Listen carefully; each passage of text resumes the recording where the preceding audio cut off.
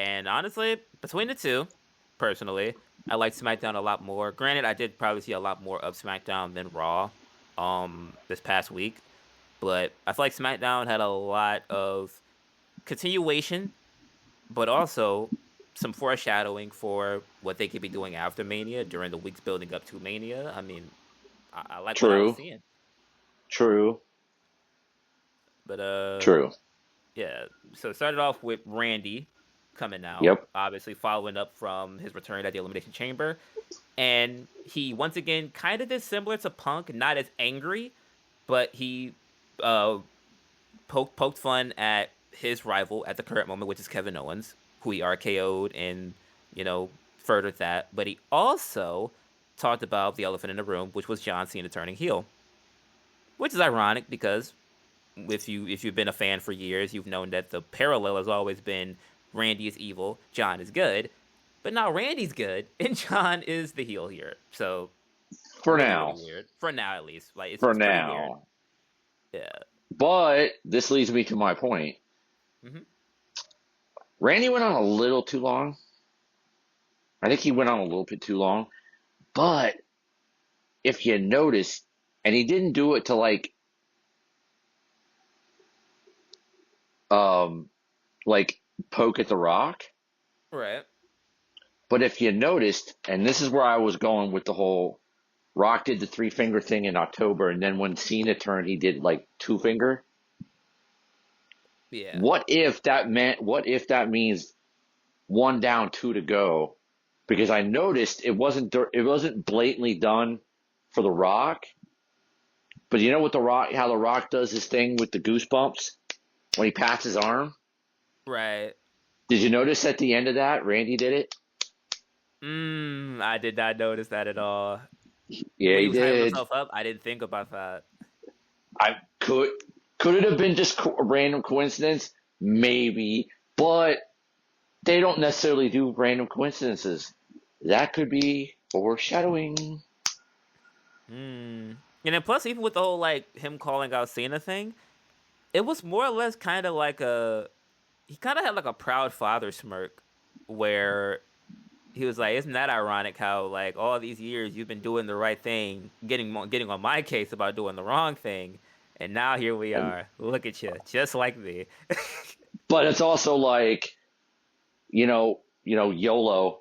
I'm doing it too because what if he did the two fingers with Cena, which means he does the one finger and Randy's next, and maybe Rock doesn't do his whole bloodline thing, or he Oh yeah, maybe it's just like eventually a like a does. like a, a one last hurrah alpha But stable with Rock, Orton, and but Cena. for right now, but like just even just for a little while to to because they can go back to him leading the bloodline thing to set up Rock and Roman because they're obviously not doing Rock and Roman now.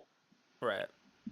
But to lead up to that, they can go back to that. But what for now, the final boss of the Rock when he shows up and his guys are Cena and Orton. Yo, No, no, heat. no one would expect that to happen. And then, like I said, like if this is their last hurrah, because I know Orton said he wanted to wrestle for a little bit longer, but who knows? He might change his mind. If this is the last hurrah for both of them, and this spins off into Cena and Orton having that one last run for a title over the summer, or maybe even into that winter area, November Survivor Series, I'm not mad at it. I'm taking it.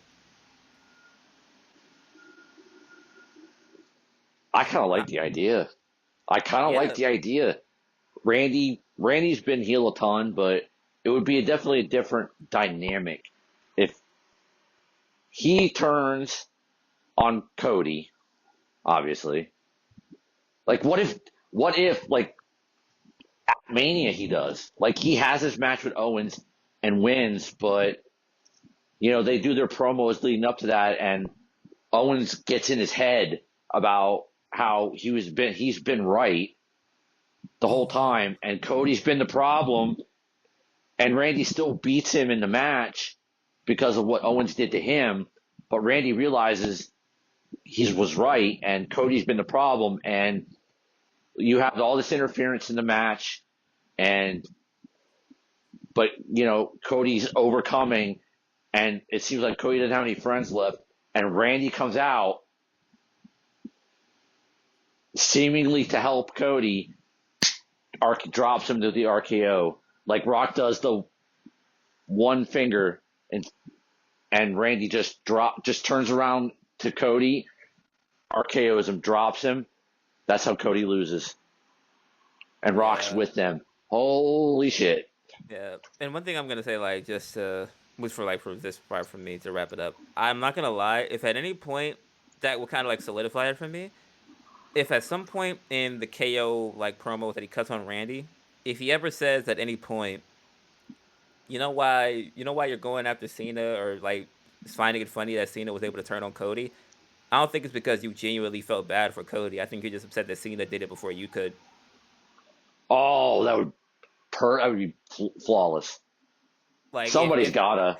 Somebody's gotta. If that comes out of his mouth towards Randy, it's up. Or you know what? You know what would be even better than that?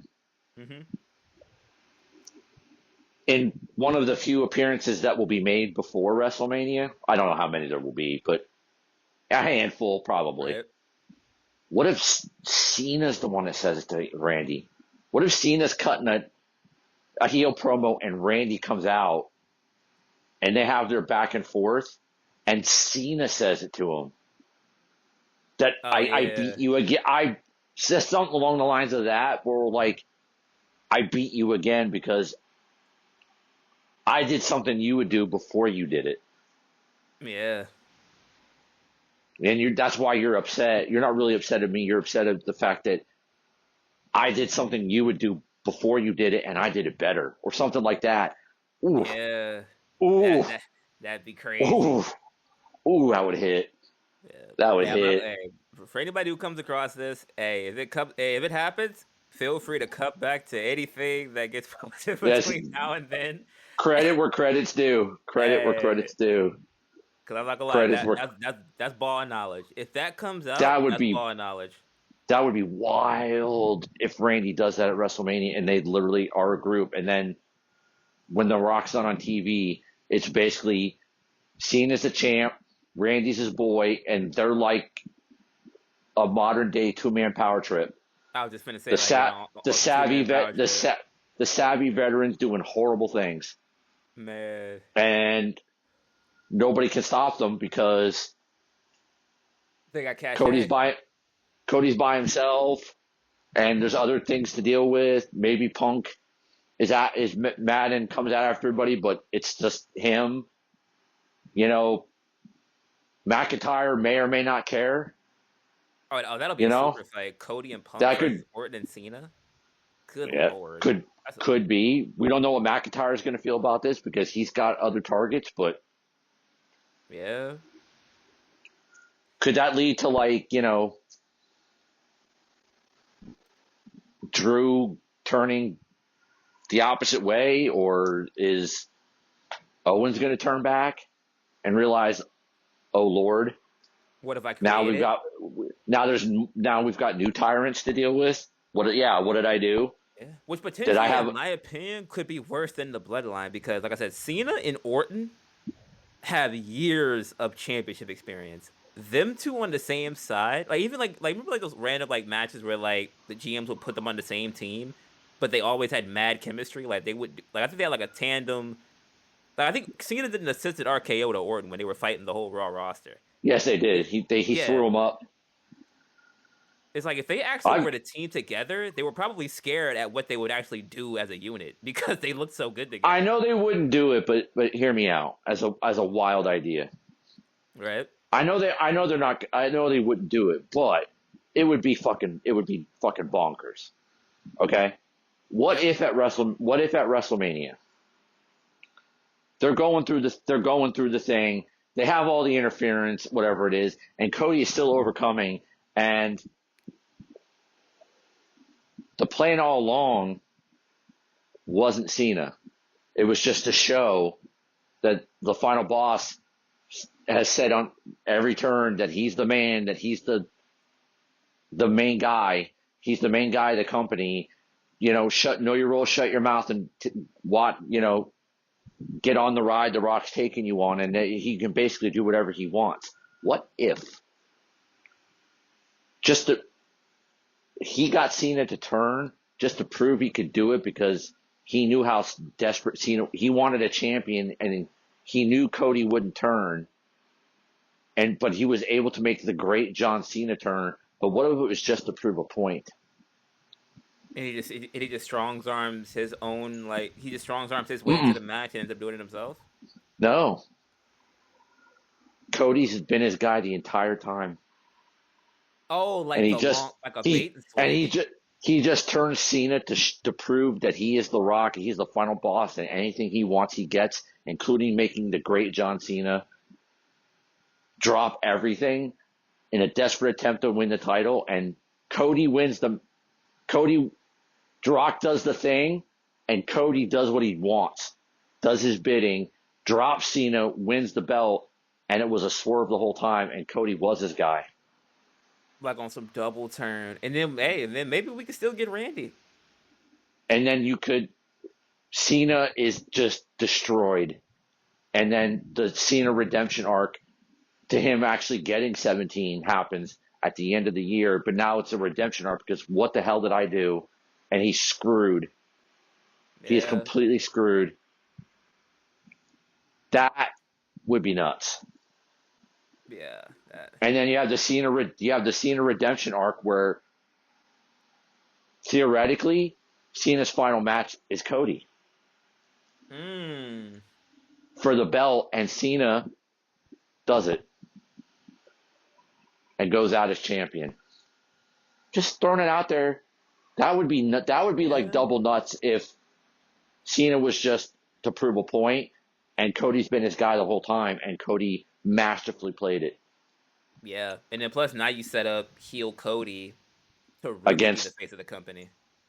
And then it's even worse because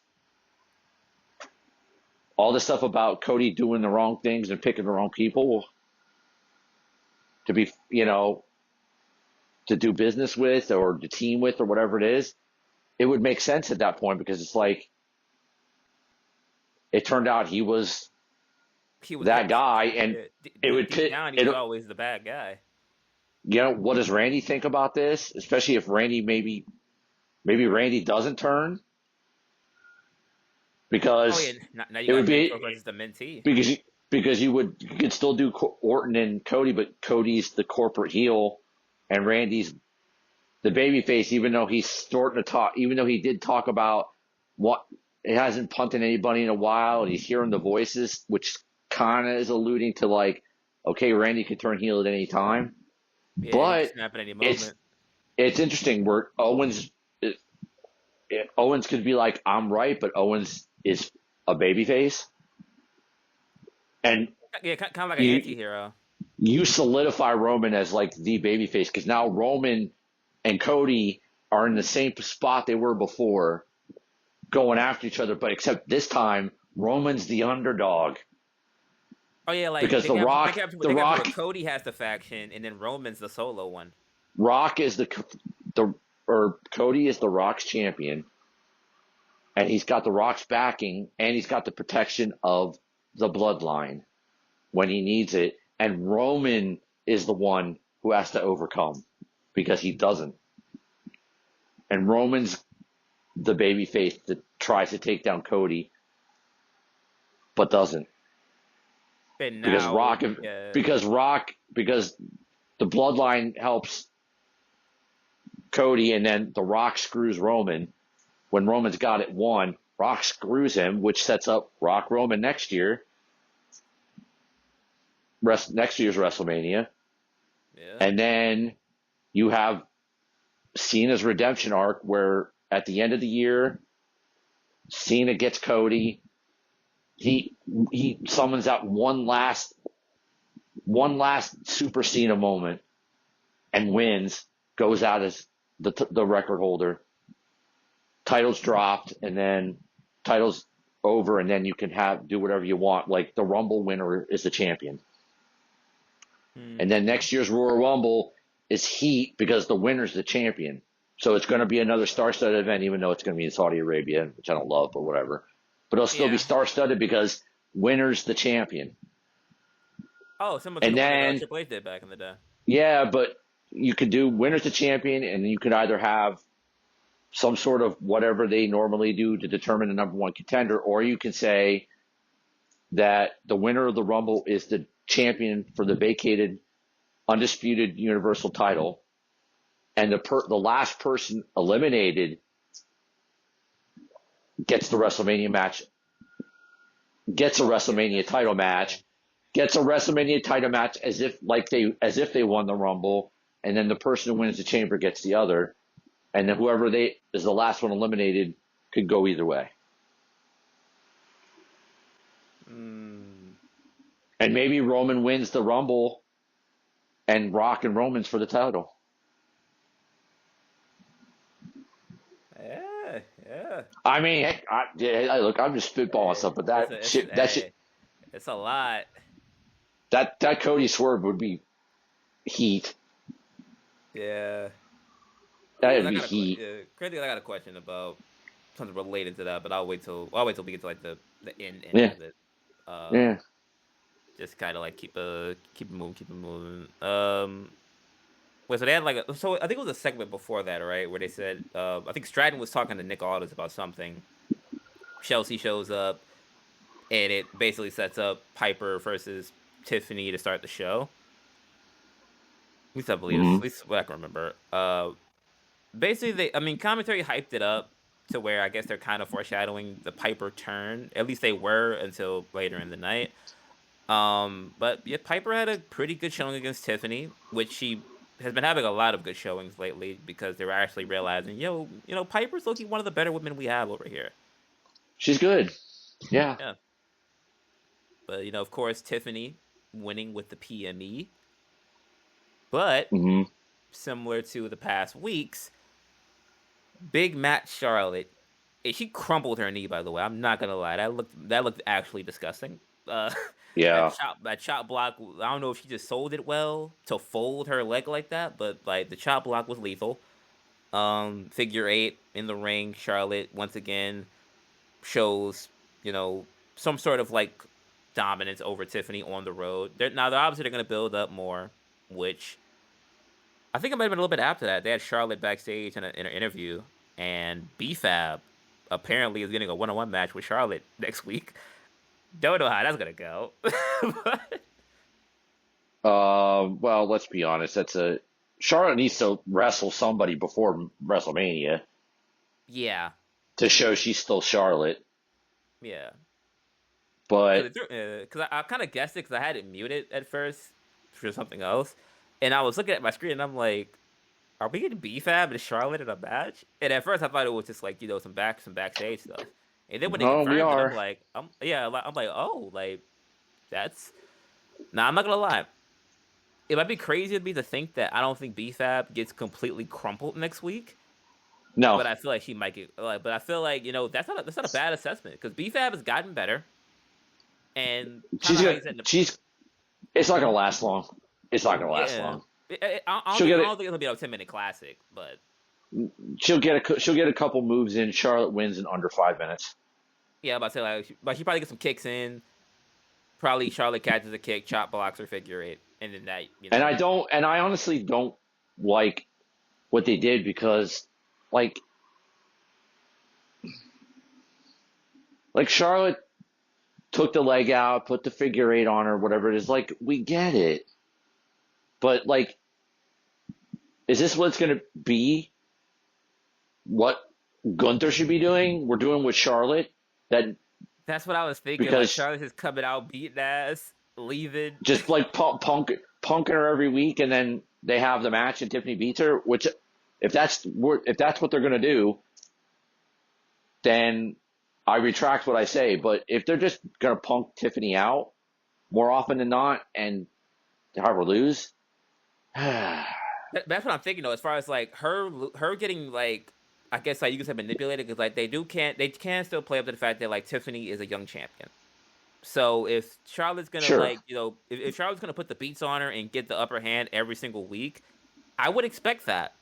But like you said, if the payoff is Tiff gets her in a one-on-one, face-to-face, and beats that ass, now we're talking. You know what I'm saying? Like, now we're talking. Or at least, wins. We're not gonna Yeah. Charlotte. Nobody's ever just gonna beat that ass on Charlotte Flair. Let's just be honest. That'll never Yeah, yeah, happen. yeah. But Not like on something like, oh, no offense type shit, but like I say, like kind of like to the Rhea match. Like Rhea Loki was putting some shit on her at some point in that match, where it was like, okay, like even Charlotte was thinking like, I can't win, like I can't beat her right now. If we get something similar to that for Tiffany, that's a star in the making. but we need some like it's Tiffy time. Oh, serious Let, Tiff, yeah, let's see, let's see some like pissed off Tiffany, angry Tiffany. Especially if she's going to get punked like this, then let's see, if she's going to get punked and it seems like, she's the young champion, she's a little naive, whatever, but let's see a little anger because the veteran's getting the one up on her. And let's just see her, at least if they're going to do it that way, where Charlotte's going to punk her and get the best of her until Mania, where Tiffany wins. Let's at least see some fire from Tiffany, some anger while it happens. right.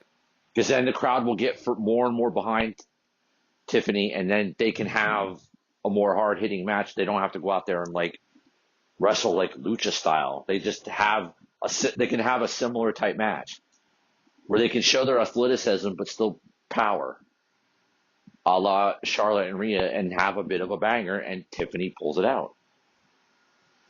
Yeah. But at least more or less, I feel like that. I feel like that definitely is the plan. Like at least with the way they're doing It things has with this, I feel like that has to be the plan. it has to be because if Tiffany's going to be a big deal and she's going to be a pillar of the division going forward, because the pillars of the division, a lot of them are getting. Charlotte ain't got that much time left. Right. Becky's not doesn't have 10 years left. You know what I'm saying? Bailey's kind of winding down. Yeah. Bailey doesn't have 10 years left. You need that. I mean, Rhea's fine. Rhea's barely older than you, so Yeah. Rhea's got another 10 years. She's good. I don't know how Bianca is, but I would assume she's not. Bianca's like upper 30s. Is she really? Well, I mean, I guess, she's like yeah. 35, I think. I mean, I guess, She doesn't look like yeah. it, but I think she is. Yeah. But I mean, you need this. You need more Tiffany's and Roxanne's so that in 5 years, you're still putting on bangers. You still know that the top can do it, and the crowd wants to see it.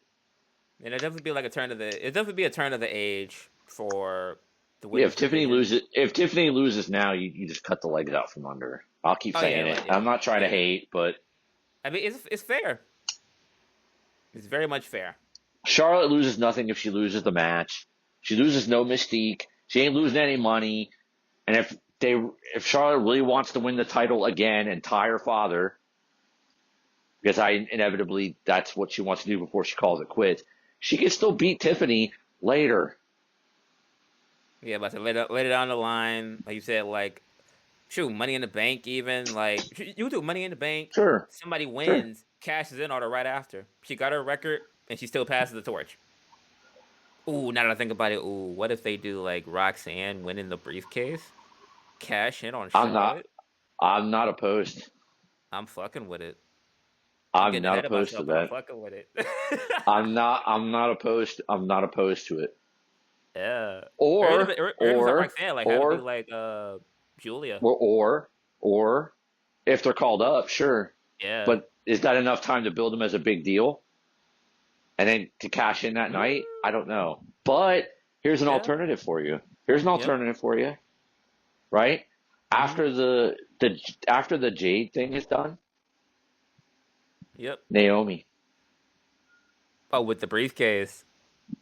And the briefcase and the cash in that night.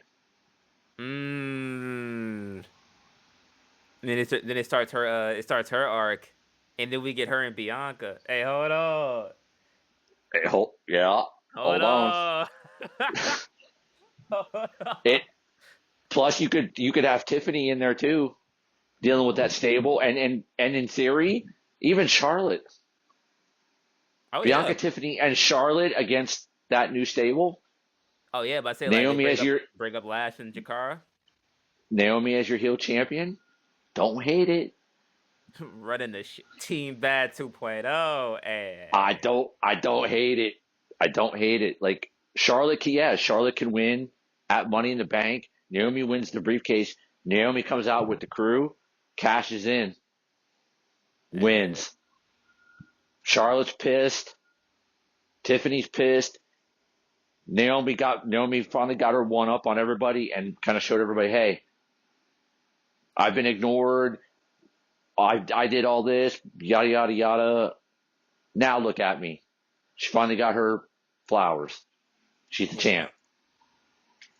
I like Uh, it. I like hey. it. Which I maybe we're like gonna it. get, which maybe we can get more into that because that segment's coming up. But just really quickly, the well, Nick Aldis did like a diagram talking about the Mm. state of the tag team division. And how they Kind, got there, and yeah, I finally some story with these guys to interconnect them all. Finally, yeah, like the way he did it, it was actually ironic how it ended up looking like what was it like a hexagon or something? Not a hexagon, like 2, 4. Yeah, I think it was a hexagon he made with the diagram or something like that. Because it ended up having yeah. like a whole bunch of like lines connecting it together, which made it look kind of crazy. But the way he like broke it down, like you said, furthering the story as to why we're here. Basically, most people like if you've seen it, you know, Pretty Deadly lied and said Los Garzas did the attack on the Street Profits. It was not them. Long story short, No. boom, bada bing. Royal Rumble, Street Profits came back, got that one up, and now we're here. We are. So Street Profits to get their match next week, but this week is the triple threat number one contenders match to figure out who gets them after that. Uh, Right. Pretty Deadly, Pretty Deadly ended up winning against the Motor City Machine Guns and Los Garzas. Los Garza. I was pleasantly surprised because I did want Pretty Deadly to finally be used a lot more. Sadly, it was at the expense of the Motor City Machine Guns. She guns, but you got to I can present respect it. pretty. You got to present Pretty Deadly in a different way. But I do appreciate that they did that segment that way and interconnected all the tag teams to at least get something behind them in a story where like, oh well, who did this to them? Why they turned? Why are you all fighting? Why are you all fighting? It gives them a little bit, but now you got to give all these teams more time on the stick. To Give them more build promo. character for that. Give Yeah. them give them fire. Build that up. Now you've got a foundation of a story between all these teams. Now all the teams need to talk about it and do stuff about it to get people Yeah, to invested in further it. it. And then, because it's not like they can't do it in the ring, but then the crowd will be invested and the crowd can pick who they want. Yeah, because as of right now, the only people that are actually adamantly doing promo work have been DIY because they're the champions, of course, and the Street Profits. And the veterans, yeah. Yeah, so like at that point, like yeah, like they're the vets of the division and just in general, so they're obviously going to be more comfortable with it. The Machine Guns, I feel like it's one of those things where if people know of like their origin, they know Shelly and Saban are not bad talkers at all. I just think No. I think it comes down to a writing discrepancy to where obviously they're older, and the goal would probably be just for them to like kind of come in and be like, you know, we're getting gritty, we're here to win championships, our ring work does the talking. But at this point, if you want to build the division, Shelly's gonna have to cook somebody, and Saban's gonna have to talk some shit. It's just gonna have to happen. But what you just said, why can't you have them go out there instead of being the smiling, the smiley guys who just do their talking in the ring? Exactly what you said. Right. Put them on the mic and have them say that with a little fire. Just say, "We're here to beat everybody. We're here to show we're the best in the world. We're here to tear this division up. We're here to win championships, to prove that we're the best the best tag team ever, and Yeah. show you something simple as that is like, oh, okay, with a little fire, and then you have them in a match against, you know, somebody who's not going to be a big deal or whatever it is, and have him crush and Yeah. show it. Boom, done. Yeah. And then it's Because like then the in a way crowd, like because the crowd will see their work differently in the ring and be like, oh, okay, and then they can cheer or boo, and they could be heels or faces depending on what the crowd wants, but the crowd will react. Could be like, oh, okay, yeah, like, oh, you're seeing something different because Pretty Deadly is not do going to be that some hard do to bring some bring do over. some vignettes like about each one of them, how long they've been in the business, what they've done, yada yada, and have them come out and just Yeah, cut a short fire promo about, you know what, we're the best tag team in the world. We're gonna prove it. We don't care who we have to beat. We're gonna do it at the expense of everybody here yeah. They have the because we're TNA the bet. partnership. They have footage that they can use. Like, Yeah, exactly. Nobody can in a real match. Nobody could beat us. Something like that, and then people will start to care. Be like, oh, are you? Okay, let's see it. And then they do it. The crowd believes whether they love them or hate them. The crowd will start believing, and they're over. yeah, Because it isn't but like the crowd doesn't. It isn't like the majority of these crowds don't know who these guys are. But in they this don't. Yeah, bubble, they're new. yeah, they're new, and the crowd's like, okay, we know who they are, but like, why should we care? Yeah, which is Yeah, sad they can. because They, obviously everybody knows the Guns are like that, but to the people that are just buying tickets and watching just purely WWE Weekly, you're gonna have to explain why they're important or why they are that dangerous. that's what the vignettes are for, and that's why they. Yeah, 'cause, I mean, for the Street Profits, I feel like they've accomplished that a little bit. DIY, you can just give them the mic because Ciampa and Gargano can, like, the moment of silence stuff they're doing, where it's kind of like they're they're still doing comedy, but they're still like they're still heels, and I like what they're doing. Pretty Deadly, you can give them some coffee shop vignettes or give them a talk show or something.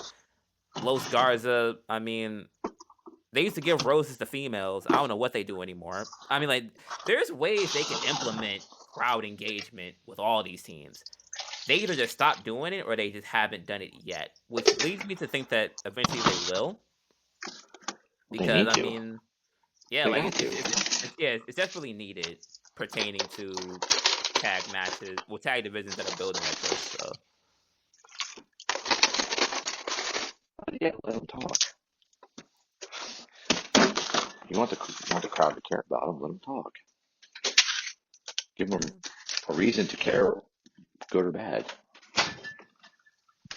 yeah. The shoe. If anything, let's see. Because I'm not sure if like wait was the I'll just lump them together because they were like the same people.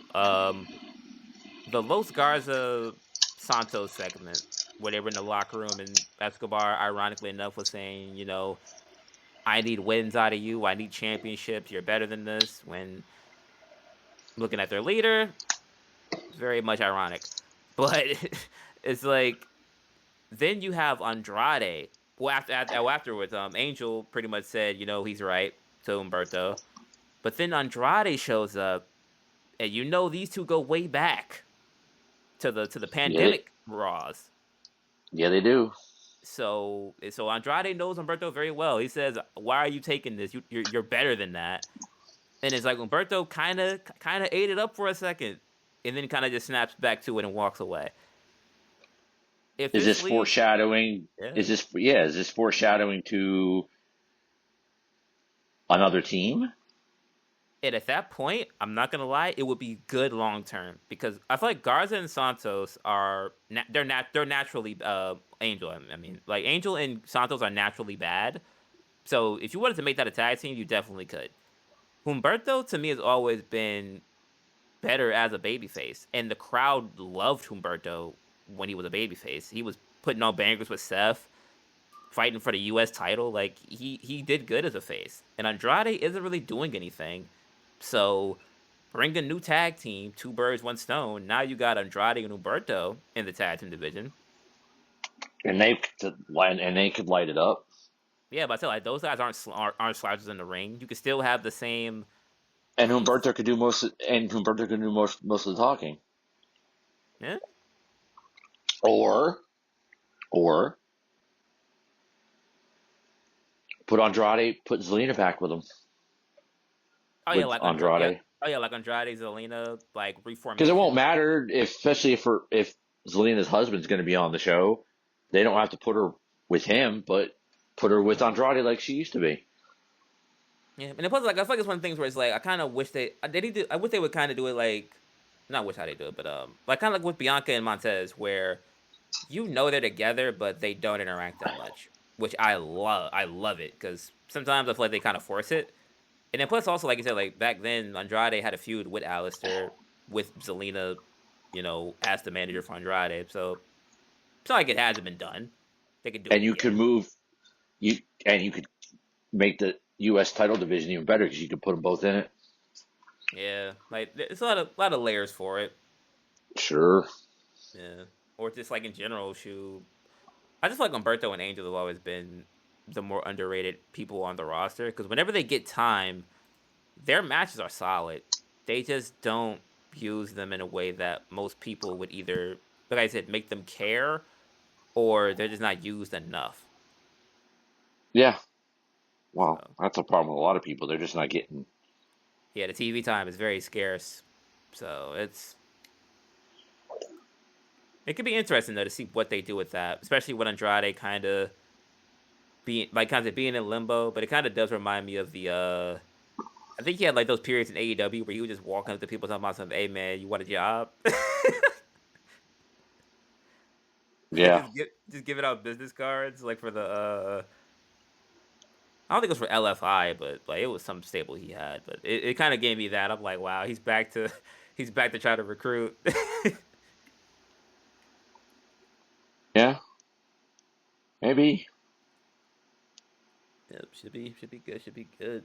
Um, man, now to kind of like wrap it up to what we kind of talked about earlier, the Naomi Bianca segment. Now Bianca came out, obviously, probably talked a little bit about more or less her winning at the chamber and her involvement in that. But the major thing was what happened with her friends Jade, Cargill, and Naomi. So Naomi comes out, has the neck brace and everything, styling it up, The and glowed up. The glowed yeah, up neck brace. Yeah. it glowed up neck brace. For the majority Hmm. of the beginning of this, Naomi was basically beating around the bush, not answering the question as far as like, did you do it? She's like, nah. Bianca's like, nah. Basically, like, skip all that. Did you do it or not? Let me know. And did you notice the little detail? They're both in black. Yeah, but I said like very similar color pattern, like the black, and then shoot, Jade was the polar opposite, white with the blood on it. The fit was hard. Hmm. The fit was hard. Yep. Yep. Like I think it was like I don't know if those were red bottoms though. I'd have to look at the clip again. But if they were red But bottoms with it. the blood splatter, crazy. But that it. No matter what way they go, they've covered their base because Jay came back wearing all black to beat Naomi, and now tonight Bianca's wear black. Of course, it could just be like you don't wear black at a funeral or in a somber situation, whatever. But Naomi, like black symbolizes death, like the death of something. but Naomi wore it too. So if they wanted to go that way, that could have been a hint towards it because they were both wearing black. But maybe not. Because I feel like Jay kind of. I might be reading too much into it, but if anything, they cover both bases of the emotion that Jay would have after being attacked. Like Jay had all black, she wanted to kill Naomi, which he showed in the chamber. Then tonight is kind of like the white with the blood splatter. Could be a symbolic meaning of like she's on the good side of this feud, or it could also just mean like to further along the I want to kill Naomi, I'm seeing red type of feeling because she just came out there and got straight to it. Could be.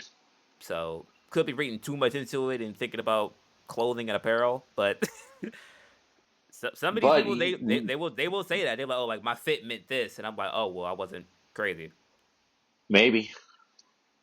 and just a little bit of like, well, I just to kind of further up on it, like Naomi basically felt betrayed, forgotten about, which is why she ended up doing it.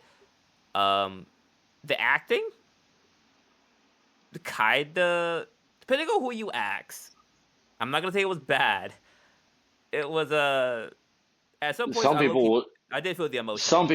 someone will say it was a little too hammed up, but Yeah, it wasn't bad. yeah, like to drive home the point of Bianca being hurt that her friend would do that to her other friend, and then for Naomi to kind of be like, well, now I'm emotional because you didn't give a damn about me. It was her, her, her. She's taken away from me and you. It was almost kind of like a scorned ex girlfriend type of vibe, or like Kind of. oh, we were all in a friend group. This one girl shows up and now you forgot I exist type of. It was a weird energy from Naomi's character, which I'm interested to see where they go with it. Yes. Because it was very much it was very much jealous girlfriend energy, which was kind of different for her. But I mean, then Jade comes out, BTA. But the thing Well, that was interesting, but before that, hmm when Naomi finally admitted it, right? and Bianca kind of like left her there, Naomi brought the heel kind of came out and called her an Oh yeah, ungrateful bitch. yeah. And So, it almost made you think Bianca was gonna go back down there and put hands on her, but she didn't because Jade pulled up in the van. And one thing that was yep. weird that kind of would kind of go to the further alluding of like the jealous girlfriend psycho gimmick maybe for Naomi, or like just a scorned friend. Hmm. When Jade had her up in the Jaded, did you notice what she screamed out on the way down? No. She screamed Bianca on the way down. Oh. Like, I noticed that. I was like, did she just scream for Bianca before she hit her face on the mat? Like, she still believes in her head that her and Bianca are still friends, which is like whatever they're That doing. could be that could Yeah, be another layer to the heel persona where she's like obsessed with her friendship with Bianca and obsessed with Bianca in general. Not in a weird, creepy lesbian way. I'm not saying that, but just obsessed with the friendship, obsessed with the the bond. acknowledgement. Yeah, Yeah, and then like, the jealousy, but it just makes her more evil. And after this, she's just going to get more raw. yeah, way more dangerous. But Hmm. that it definitely was an interesting touch that I probably have to see if anybody else brought that up because to my knowledge, I don't think really many people are talking about the fact that she I screamed didn't know. Bianca on the way Honestly, down. I did not know. I did not notice that. Yeah. Which is kind of interesting because you caught something that I didn't, and Oh, and yeah. yeah, with the Randy with the arm tap. I mean, they like to do stuff like that. Doesn't necessarily mean anything, but it could.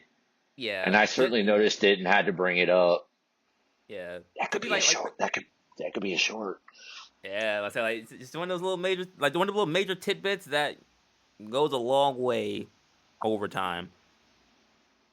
Yeah, I Um, want credit. I want if that happens. I want credit. I want I want credit.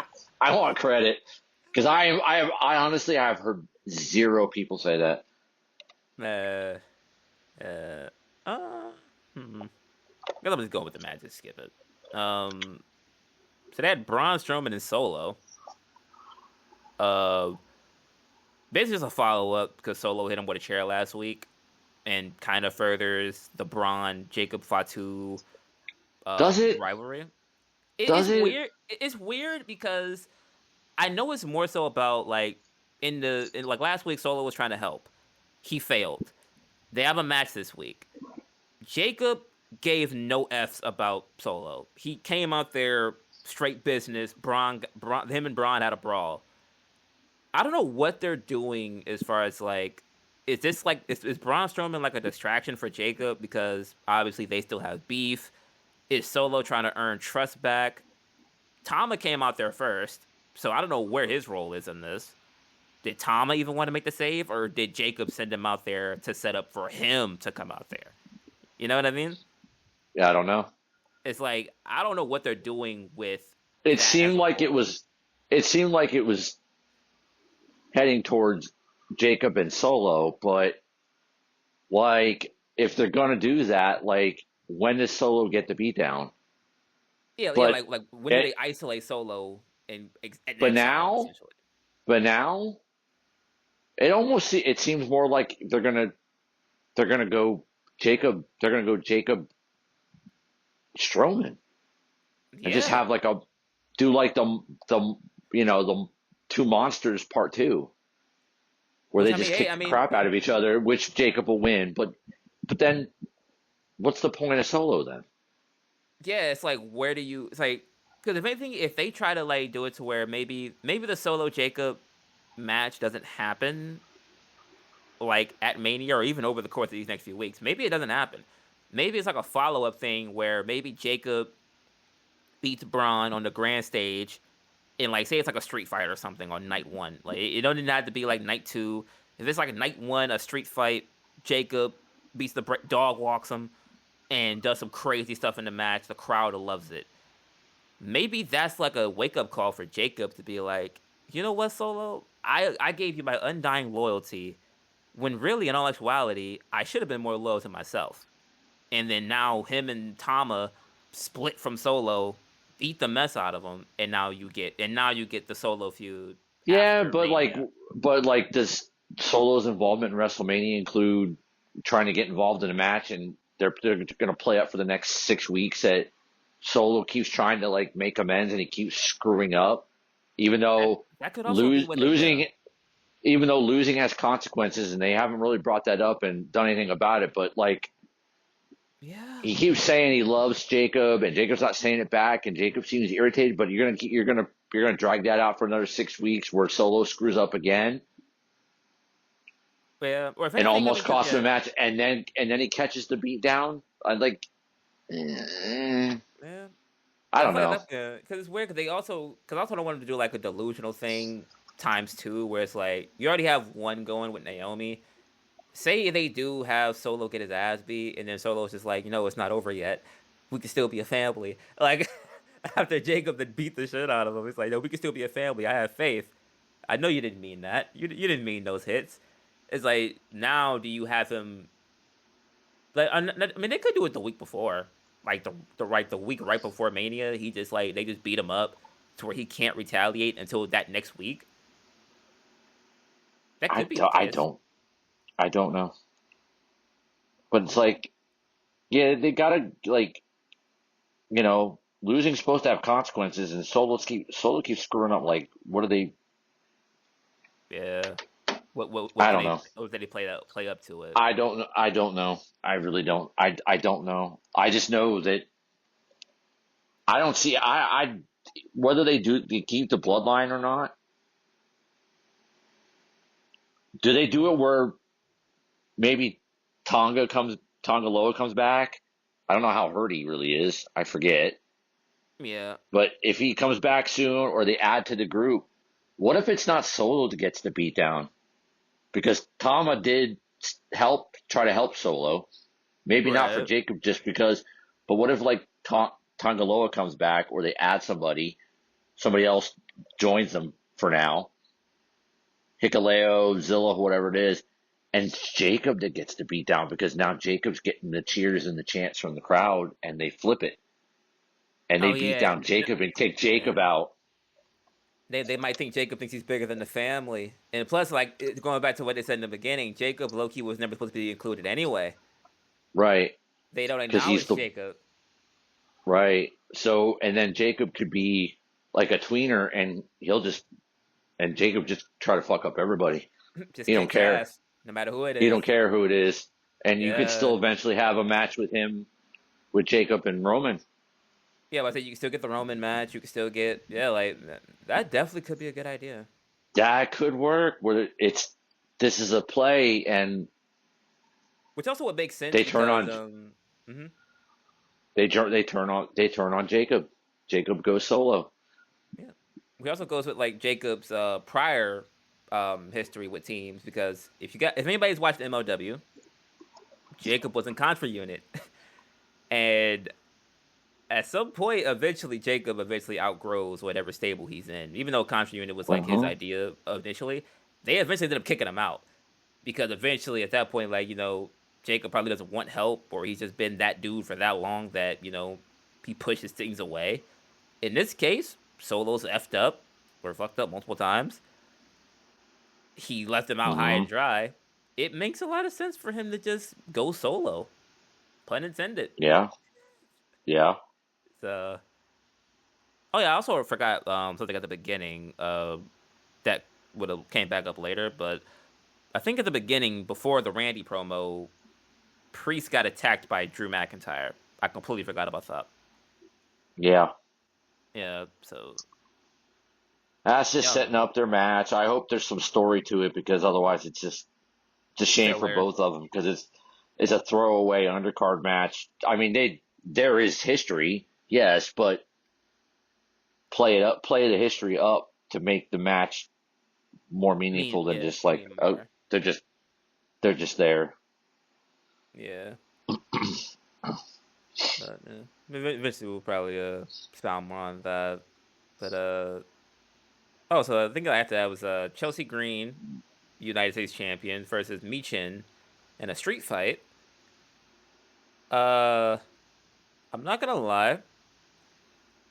Have you ever noticed that like Chelsea Green Loki does not wrestle normal matches at all anymore?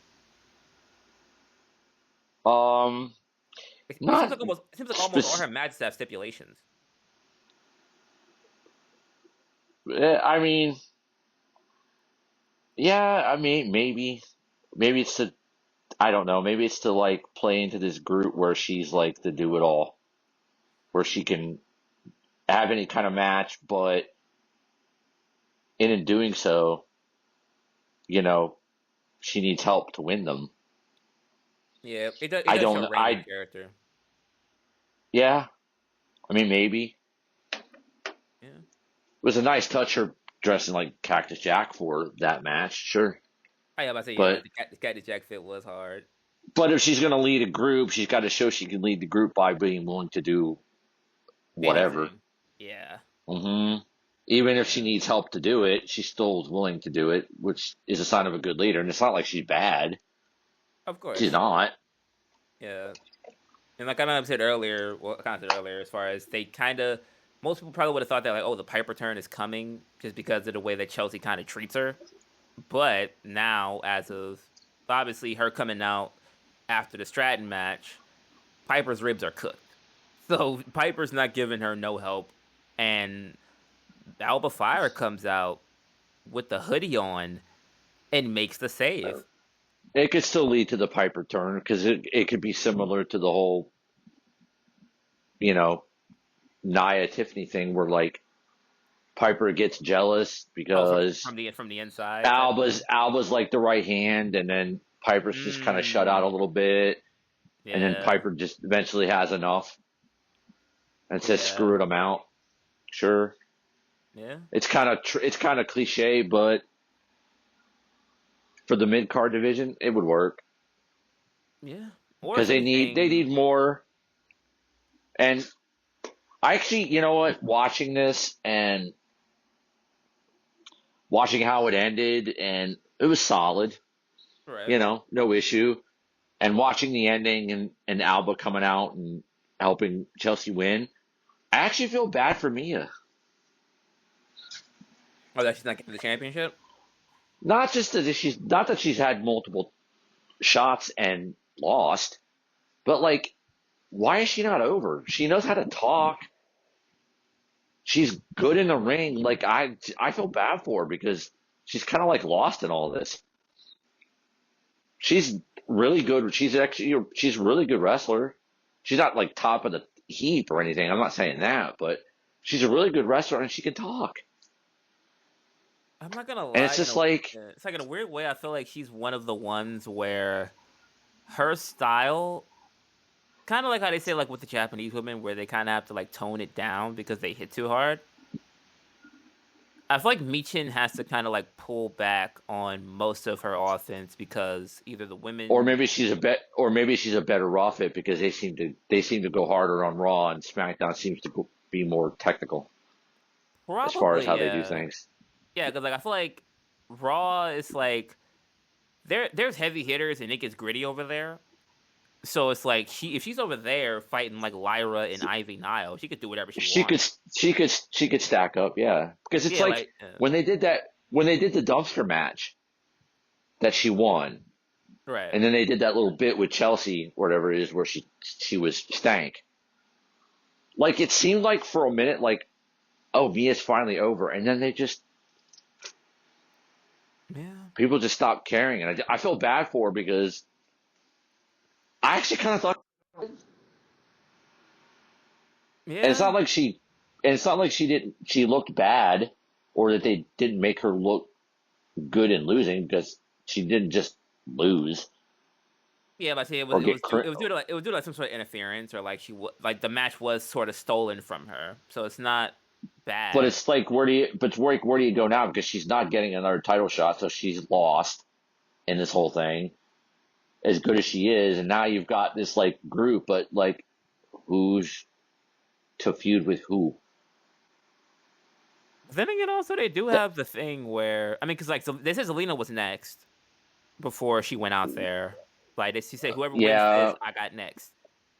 So if Zelina's still on SmackDown, presumably Chelsea and Zelina will pick up next week. I would say she's gonna stay on SmackDown, and hubby's Yeah, coming. yeah, like at least presumably. So Zelina's her next challenger. But I mean, it's a weird thing for Michin because they also said a Saturday Night's main event from like a while ago after like the inaugural champ was crowned. Michin basically just said like, "Hey, I'm gonna keep coming." Like me losing this. Pause. On some Stephen A. Smith shit. I've been coming. I'm gonna continue to come. Uh, okay, I had to double down. My bad. But like basically, she almost said like I'm come doing some. on, man.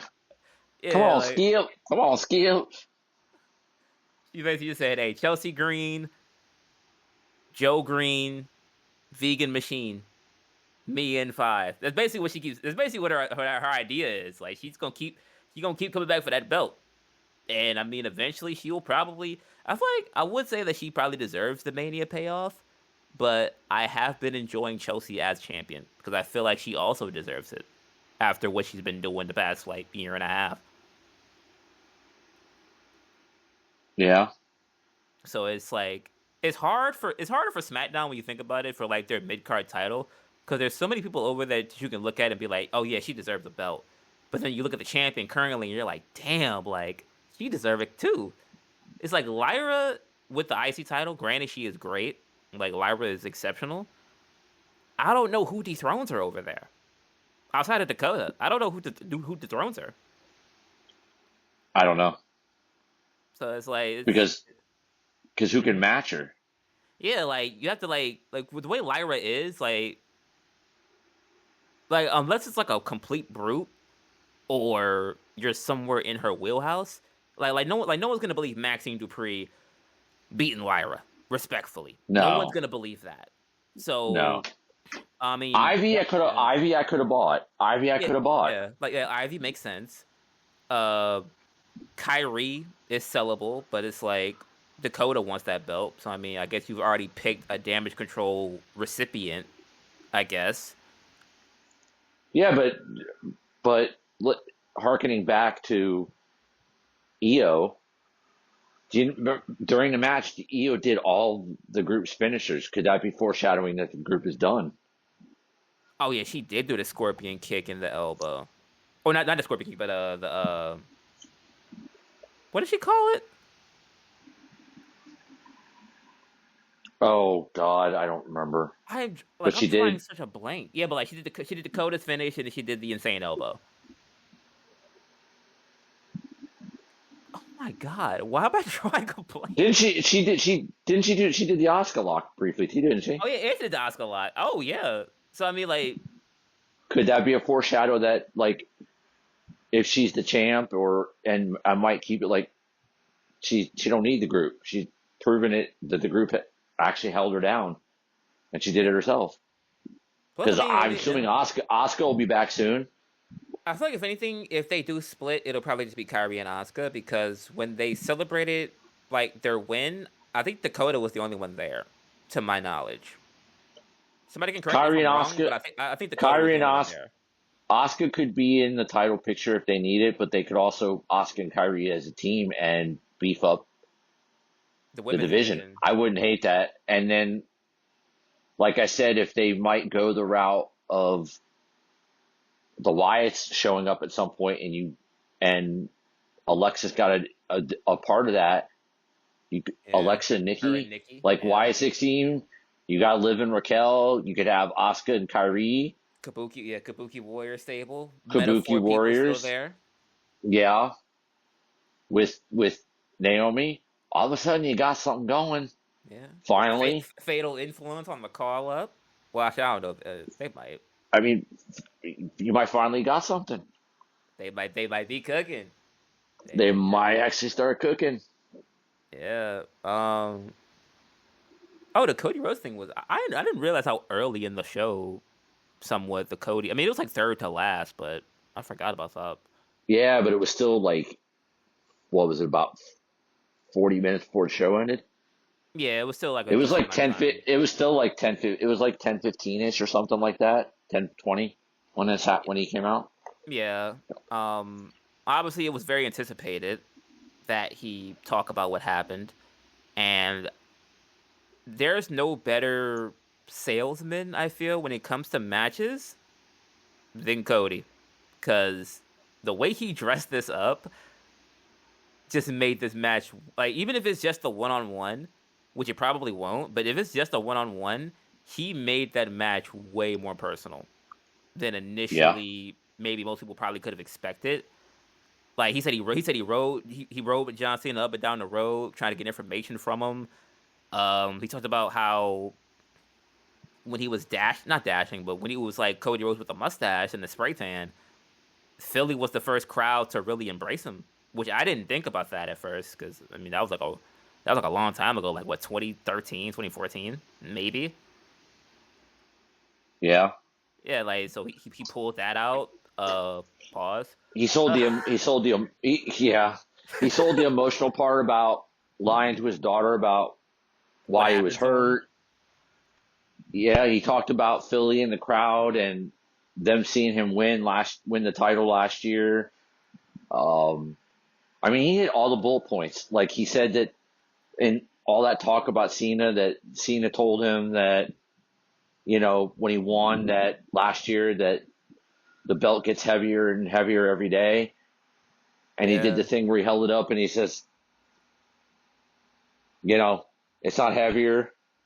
Or he said something like he said it's not heavier or it's, Yeah. He said he will hold it over his head as if it weighs nothing, which was hard. I was like, yep, nah. yep. And then he did it. And I loved it. He's like, Cena with this whole thing, the hustle, loyalty, respect, and never give up. And he said it. He said, John, you gave up. Loved that. Yeah. Fucking loved it. Loved it. Play into that. You Hit him where it use hurt. both Hit him. his phrases against him with the you gave up, the hustle, loyalty, and respect, and then at the end basically just said clearly you want some, so come and get some. Come, come get some. Perfect. Like just perfect way to sell it. And That if you're not gonna have Rock on the show and you're not gonna have Cena on the show I'm not no hate, but Brad. for whatever reason you're not gonna have them on the show because they can't be there, then Cody, as he does, has to carry, and he needed to nail it. He nailed it. Yeah, and even like on some Marvel geek out type shit. Nah, I could like once again. Hey, let me know if I'm doing too much. The whole like the belt gets heavier, and then Cody said like I'll have it over my head like it weighs nothing. For some reason, I thought of Captain America, like nobody could pick up Thor's hammer, or like it was heavy as fuck for everyone else. But then I Cap is mean, like yeah, shit, like I'm picking it up like as if it just weighs the same thing. but I'm it's picking it up as also it like weighs less. it's. I saw it more as like Cody basically saying, "Well, you know what? You used to for 20 years, 20 plus years, you were everybody's hero, and it might have been you might have thought that, and it was too much for you. But you know what? I'm the hero now, and it's not for me. So, Mm, like, I'm the hero now, yeah, and it's not too you much feel a for presence from me. the fans, but I don't feel any at all. Yeah, it's not as heavy for me because I'm the hero now, and in a way, it might have been like an ass backwards, indirect way of saying, I'm the hero now, and I'm better than you. Mm, I'm the new John. I'm their hero now, and I'm better than you were. Because and then at that point, it could be setting up for the most dastardly decision of all time if they do it. But for now, the kids are eating it up. So I mean, hey, I'm just Cody saying, Cody came out there and cooked. yep, So, I mean, like I said, basically, if none of them are gonna show up for the meantime, kind of like what it was with the Roman feud. Like when Roman was not there, Cody would come out, cut a promo every week, build and build and build. Every once in a while, he might get jumped, but if he has to go out there and talk for 30 minutes, he can do it. So, yep. which all in all is good. Um, I feel like I skipped something, so I'm just gonna put them all together. The LA Knight Shinsuke vignettes. Well, I think LA Knight had an interview and basically, run of the mill. He wanted to be champion, or he wants to reclaim the title. Shinsuke's vignette was really, really good, which kind of pains me for what happened later in the night, because I feel like he really, from the Philadelphia statements where he said, it's ironic that, oh no, he said, what a better place for your dreams to die than in the city or the state that the United States was created in.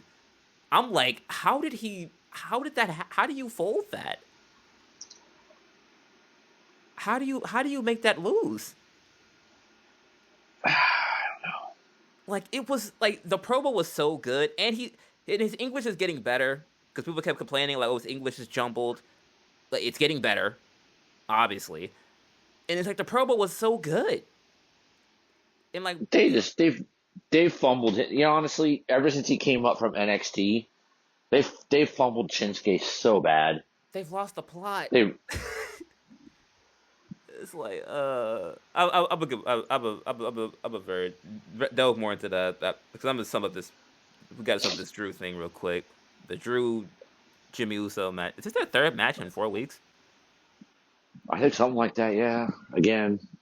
Yeah, but basically, I mean, it was a Uh, setup because I think Jimmy beat him by roll up on one of them weeks. So I mean, I guess it was his get back. yes.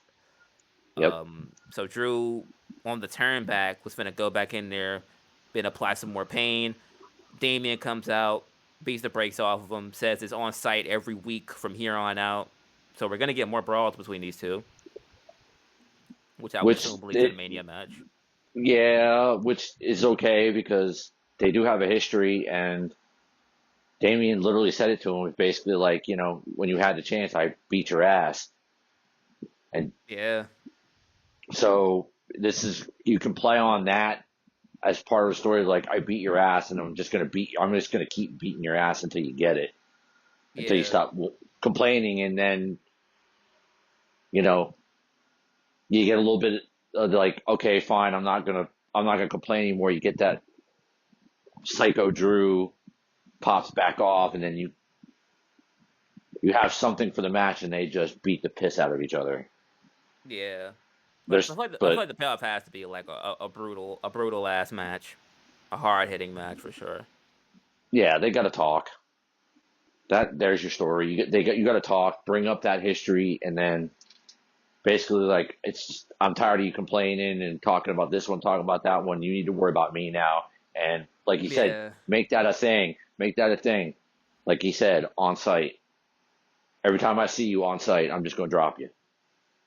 And yeah, Drew has to feel like he's hunted for once instead of the hunter. He's hunted yeah, and has to pivot. Like he's got to watch his back yeah. Because instead of him telling everybody else to watch theirs. Yeah, yeah, because if it's on site every week, we know Priest can hold up to that because he came to go simple up there but every week. effective. Yeah, straight to the point. Yep. And oh yeah, the low, not a, I'm not gonna say it's a low point, but I am finicky on it. So Shinsuke Nakamura and LA Knight main evented for the United States Championship, of course. And LA Knight is the new United States champion. I love Knight, Crap ending. but yeah, I Crap love Knight, ending. but I hate it. I hated this. Crap ending. It was shorter than it should have been. It kind of plodded along. Shinsuke didn't. I'm I'm not putting this on Shinsuke completely, but like Shinsuke seemed like he didn't want to be out there. He was kind of. It seemed like it was a go through the motions thing, and the ending sucked. I didn't like it. Like Yeah. another ref thing. Like what's Charles Robinson ever done to anybody? Like he just got pummeled at Elimination Chamber, and then he gets misted in the face. Like another referee doesn't come out immediately, and they do like a couple of false finishes with no referee, which makes no sense because another referee didn't come out Yeah, right no away. suspense was there. Nobody came out to check on Robinson, which made no sense. And then, you do your spot where the chair is in play and, the BFT to the chair and he covers him. And then it's like 10, it seemed like 10, 15 seconds before another ref comes out finally, oddly timed. That's when another ref comes out, gets in the ring and counts to three. Like you're going to tell me that the BFT on the chair, like Shinsuke's just, that's it. He's just over. He done. He done. He Yeah. couldn't have kicked. He couldn't have kicked. He couldn't have kicked out, and then a couple more reversals, another BFT, and then he's done. Yeah. Yeah, it was boo boo. It was boo boo. I no nothing against LA Knight. I like LA Knight, but it was boo boo, and it was basically fireworks, and the show's done. Yeah, and it's Crappy like, ending. it's like Crappy maybe ending. I'm biased because I just genuinely I feel like Shinsuke deserved better for so long. And Yeah, then he has. it's like this return, the gimmick that he's had since he's returned, as far as like kind of like this like hidden warrior, the face paint. He was fighting, or his offense kind of got a little bit more revamped. He started doing, well, he was always doing strikes, but he had like a broader array of striking. Um, like I just feel like they were doing so many things right with Shinsuke. It's just they've fumbled him since he was brought up from NXT. I did like this, and I did like the darker personality or whatever it is, but they haven't really gone into more detail about it. They haven't given him more, and other than randomly winning the U.S. title like out of nowhere and really not earning it. Yeah, it's like he wasn't there afterwards, except for like random, like he was there for like a He's bloodline losing because run or he whatever. basically started. Didn't he like start this with Seth? Oh, like this vignette style and Yeah, everything. this new thing. He started with Seth, didn't he? Um, it foreshadowed it. He didn't have the face paint with Seth, but the way he's doing like the vignettes and the mind But games, it did start with but he Seth. didn't win. But he didn't win. Yeah, he didn't win. That was the difference. For like he didn't like So his first shot with the title, he didn't win with Seth for a so long they time really after. they haven't really built this character other than like vignettes and like the look and the music. Fine, but not winning. So it's like, what's the Yeah. point? Because I think in the beginning it was really just like he was one upping. He was one upping LA Knight, which I understood it. Like as far as like when they said LA Knight was kind of like he was overconfident. Shinsuke was like, well, I can counter that.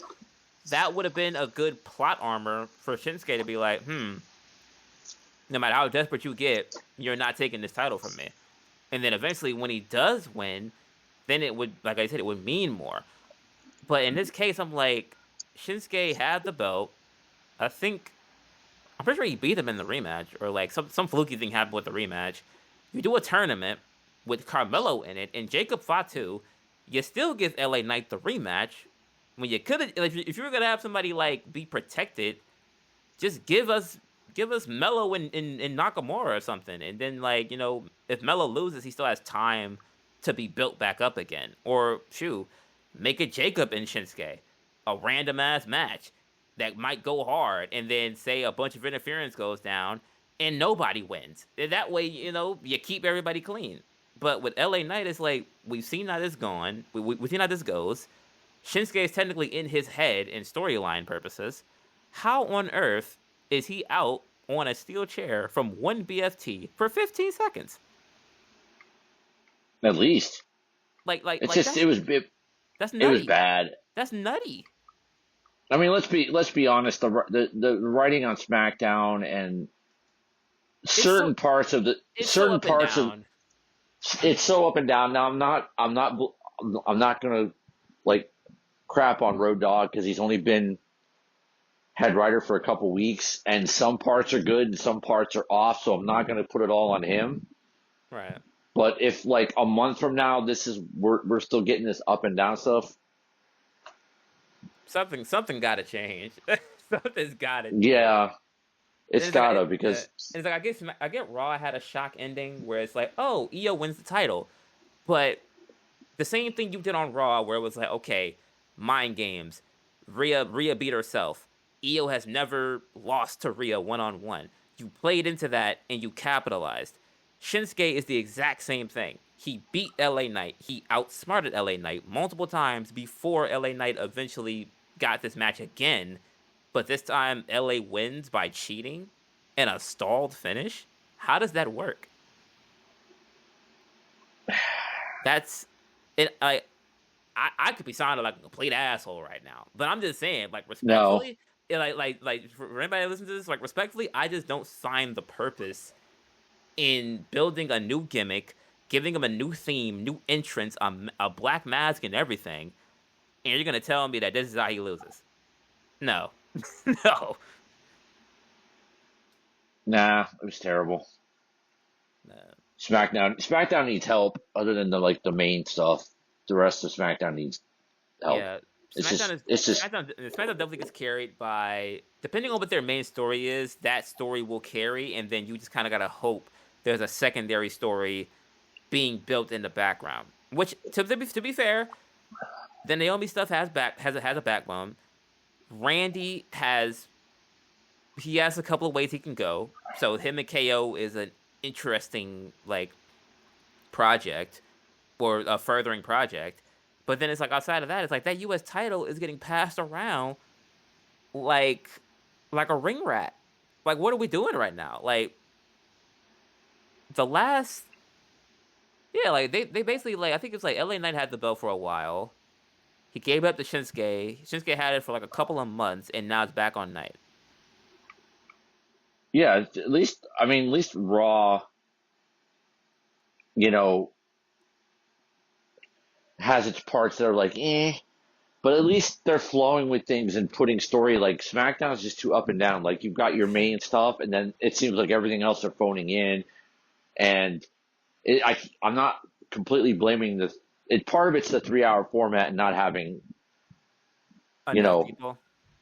but they're just going back to 2 hours in June, and then is it going to be the same thing? Where you've got two or three main storylines that and some or filler. segments that are going to hit, and then the rest of it's just like change the channel. You don't want that. Exactly. When Raw's not like that. Even the bad parts of Raw are still watchable. Yeah, you just question it a little bit more, but at the end Because of the there's day, at least something to it. Like you said, Ivy and Lyra, was it a banger? No, but it made sense. Yeah. It was it's story that made sense. Ivy immediately went for her leg. Lyra sold the leg and won, and it furthers the story where Chaz wants American made to have titles, and they're trying and they're failing. Story. Right. It's not the best story. You're not super developing Ivy the character and on the microphone, and you're not really super developing Lyra the character and on the microphone. But at least there's something. Yeah.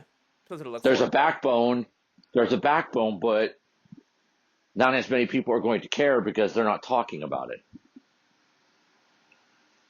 Yeah. Like Lyra's great, but make the people understand how great she is and care. Because other than her, what do you got? Right.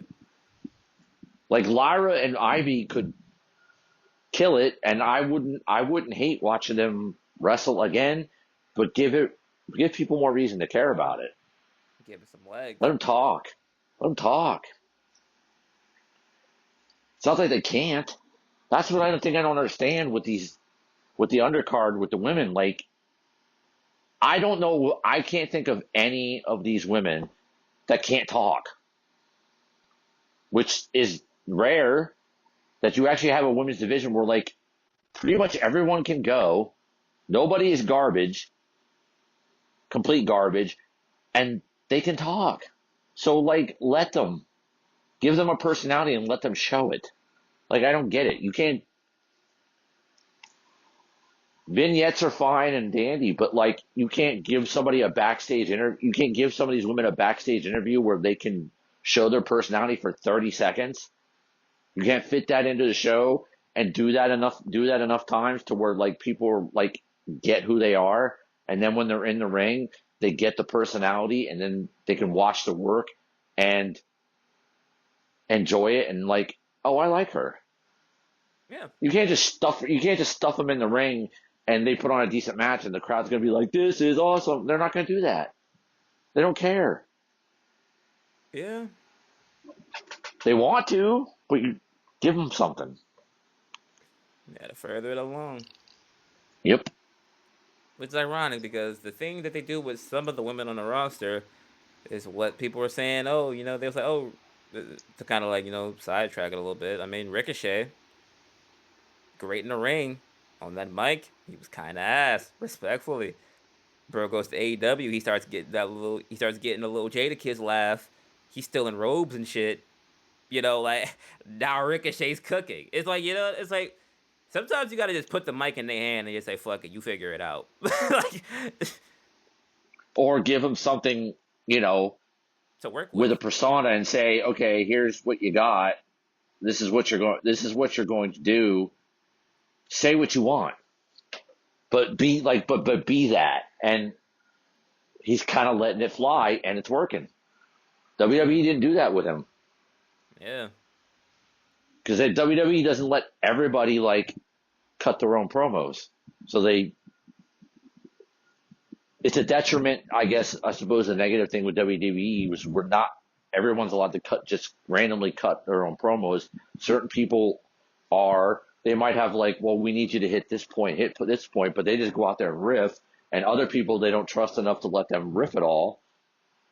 And one thing AEW does, and okay, AEW people, you don't have to hate me. You can not hate me today. Is they can just riff. They're not getting bullet points and written scripts there. They're riffing. Yeah, they're just getting plot points. Like, oh, like he attacked you last week. This happened to you 2 weeks before. This is your history. Make something. Like, and I feel like that's like a fair way of creating something because, like I said, even with the Rhea Ripley thing from earlier, she included history, what just happened to her, and what she feels in that current moment after losing the match. That was the most simplest talking point. Those are 3 simple talking points that you have that can immediately make somebody sympathize with a character in a matter of 15 seconds. Yep. Because whether you like them or not, from a character perspective, you can see Rhea was upset with herself, and the only person she could really be mad at was herself. And you get that from a backstage segment where she's not yelling at an interviewer. She's not even throwing shit, which she probably wanted to in story purposes. But she's just racking her brain trying to figure out, why do I keep making this same mistake? You can do that with half the roster, right? I mean, obviously you wouldn't want to because then it gets repetitive. But you can give the roster plot armor slowly but surely for whatever it is that they're doing. It's just a matter of how and I guess you could say when, more or less. Yeah.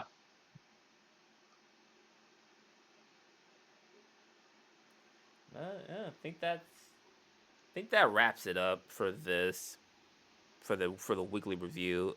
Of course, there are obviously, like we said, there are like 4 to 5 other weekly shows that potentially could be included in this. We don't know yet. NXT is not bad. Evolve is on Wednesdays. There's other stuff on Wednesdays. Like I genuinely don't know. It could be adding on to this. Could be setting it up a different direction. We really don't know. But We'll see. comment. There's Yeah, more to come. There's definitely more, of course. definitely. Yep.